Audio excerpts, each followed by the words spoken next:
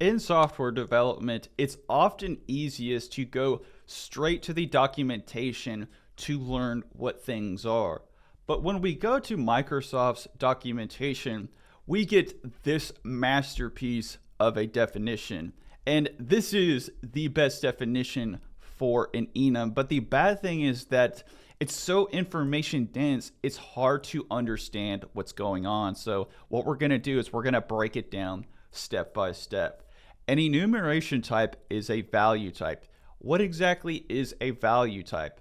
Well, a value type is simply a data structure that is stored on the stack. It is simple. It is a value type compared to a heap, which is going to be complex. The heap is for large objects, and the reason that we store things on the heap is for that very reason. They are complex, but enums are not. They are small in data size. They're very simple, so they are going on the stack. And that's pretty much it.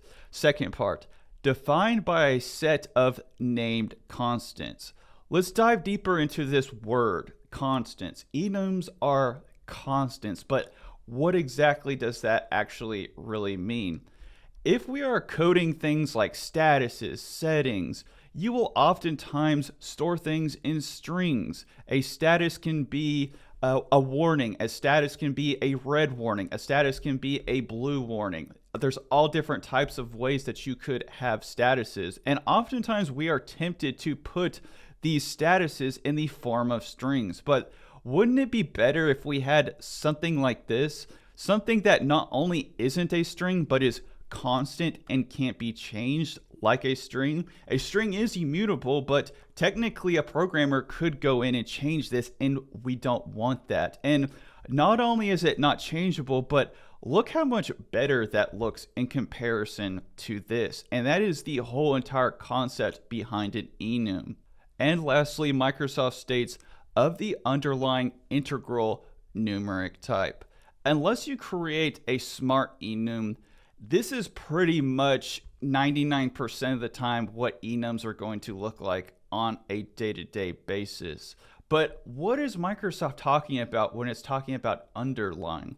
Well, underneath the hood, what Microsoft is doing with enums is it's going in and assigning an incrementing integer. So it'd be 0, 1, 2. And although you can go in and you can assign values, you can assign different integers to these values, 99% of the time, enums are going to be simple like this. And that's kind of the appeal of them. So let's go ahead, let's hop inside VS Code, let's practice a little bit, and let's learn. So first thing that we're going to do is we're just going to create a very simple enum. And what I'm going to do is use the exact example that we used in the whiteboard. So we'll have a code red, we'll have a code blue, and you can kind of just mentally assign what these are to yourself. They almost sound like hospital codes, but these are just random codes. So a code red would be really bad, a code blue would be kind of bad, and a code yellow would be not so bad compared to the other ones.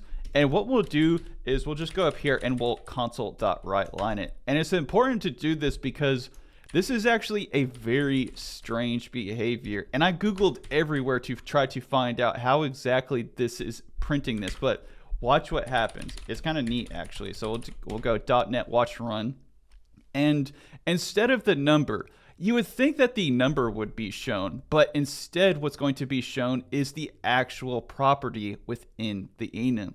But how would we force the compiler to show the number? How would we force the compiler to show the underlying value? Well, what you would do is you would force the compiler to turn it into an int. And you wouldn't really do this much in real life, but it is kind of cool to see. And as you can see, we get number 2, which is 0, 1, 2. But let's just see a more realistic example. What's more than likely going to happen is that you will assign this status somewhere in your code, just like this. So we'll say code yellow again.